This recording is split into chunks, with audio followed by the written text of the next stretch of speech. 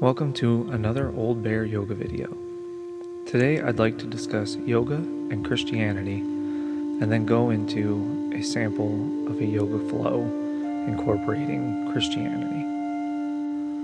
I was raised Catholic, attending Catholic school until high school, and then I just sort of stopped practicing.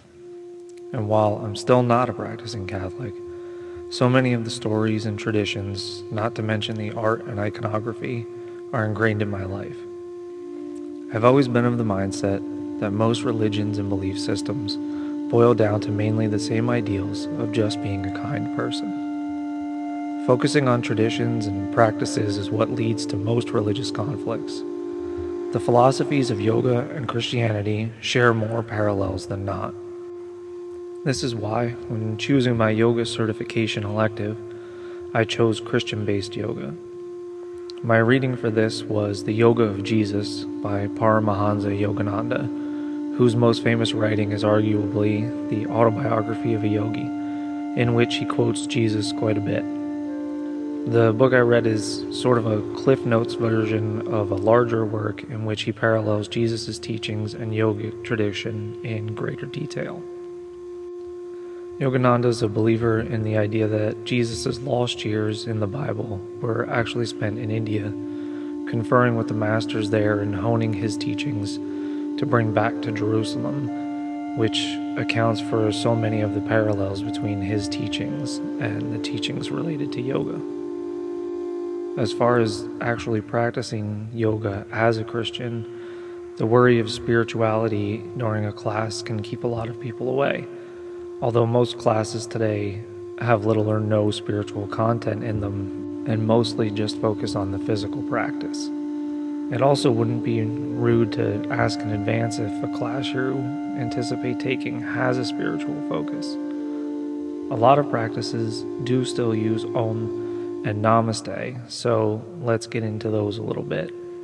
Om, or Om, is considered the original sound, the sound of all creation by God, and it is said to be the root of the word Amen. So, in my opinion, Om would not be inappropriate to chant as a Christian, but although it's a very personal choice, you could chant Amen instead, or you could just hum deep in your throat to gain the physical aspects of the chant, or remain quiet and pray to yourself if in a class.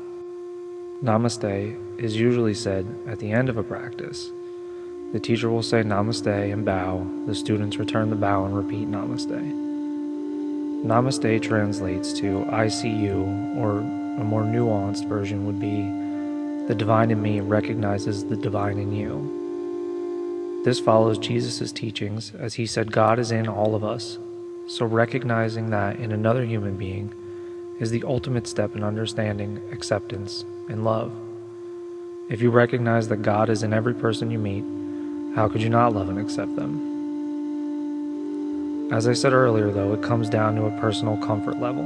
So if Namaste feels off to you, say Amen, or again, you just don't have to say anything and you can quietly bow. Let's go through a very short series of asanas or postures to see how you could incorporate your faith into the practice. Come to the front of your mat, big toes touching, heels slightly apart, hands in prayer at your heart. This would be the point at which a chant would be recited and breath work followed.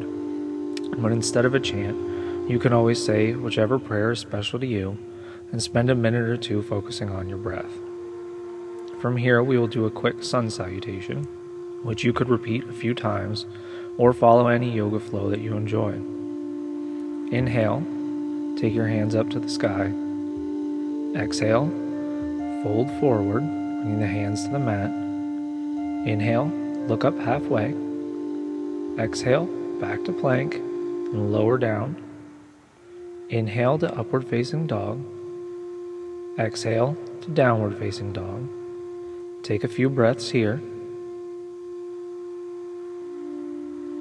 Inhale and hop or step your feet up to the hands at the top of the mat and look up halfway. Exhale, fold down again. Inhale, hands to the sky. Exhale, bring the hands to prayer at heart. For the video, we will end the practice here, but again, this could be any practice. You could repeat this a few times. We'll lay down on the mat on our backs for Savasana. A normal yoga practice ends in Savasana or rest pose, and this would be a time for meditation, but it's also a great time for prayer. What better way to start or end your day than with a yoga practice that takes care of the body God gave you, and that includes prayer and devotion to bring you closer to God. Again, any prayer you like is fine here. A shorter one you can repeat a few times, which will give you the same benefit as chanting. And once you feel relaxed, you can let your mind clear and follow your breath for a few minutes. Once you've rested here for a bit, bring yourself up to a seated position. This is where the Namaste would normally be done, but again, Amen is perfectly suitable here. I hope your takeaway from this is that yoga and Christianity, or any religion really, don't have to be separate. Also that a yoga class doesn't have to be quote-unquote Christian, and the poses giving Christian-themed names. You can set the intention, and any class can become a devotion to God, if that's what you choose.